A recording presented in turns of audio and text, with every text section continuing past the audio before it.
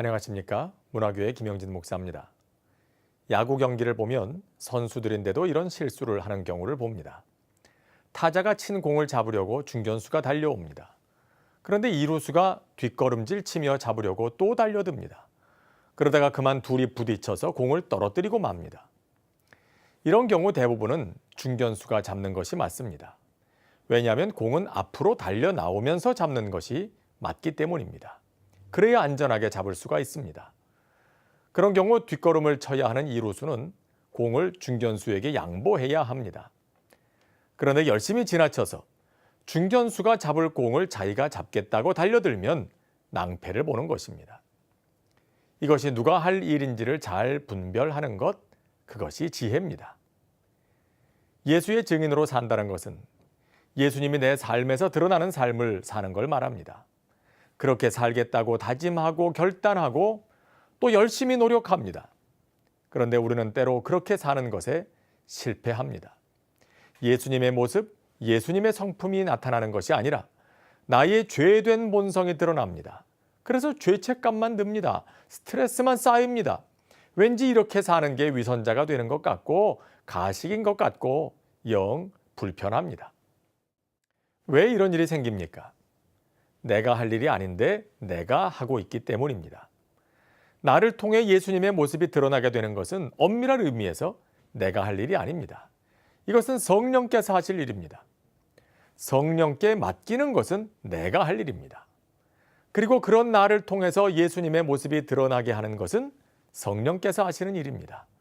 그런데 그걸 내가 하겠다고 중견수가 잡을 공을 이루수가 잡겠다고 덤벼들면 낭패를 보는 겁니다.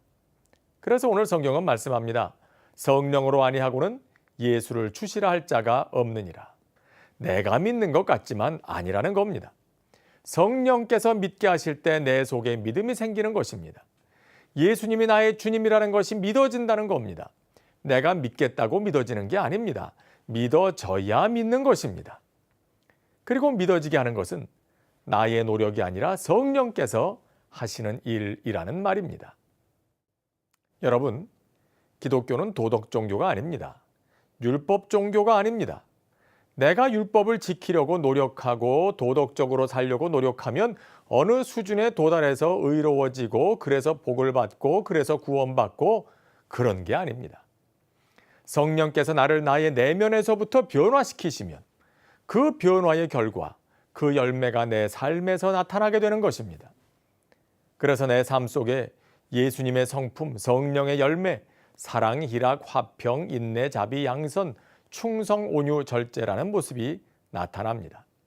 성령의 열매는 내 안에 성령께서 계실 때 나타나는 것이지 성령께서 계시지도 않는데 내가 노력한다고 나타나게 되는 게 아닙니다. 잠깐 나타나는 것처럼 보일 것입니다. 그러나 머지않아 다 들통납니다. 그게 가짜라는 걸 말입니다. 성령님이 맺게 하시는 열매를 성령이 아닌 내가 맺으려고 했기 때문입니다. 그럼 자신을 변화시키려는 그런 노력을 그만두란 말입니까? 물론 노력해야 합니다. 그러나 내가 나를 변화시키려는 노력이 아니라 이제는 성령님께 복종하는 노력을 해야 합니다. 나를 변화시키는 건 내가 아니라 성령님이시기 때문입니다. 그래서 바울도 말합니다. 내가 내 몸을 쳐서 복종케 한다. 그는 스스로 율법을 지킴으로 자신을 변화시키는 것이 얼마나 무익한 일인지를 알게 됐습니다. 그래서 이제는 성령님께 자신을 복종시키는 훈련을 합니다. 해봤거든요. 그게 안 된다는 것을 철저하게 깨달았거든요.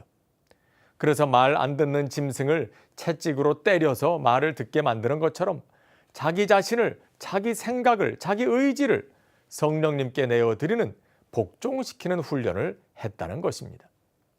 이것이 우리가 해야 할 노력입니다. 그저 성령님 다 알아서 해주세요. 그리고 손 놓고 있는 게 아닙니다.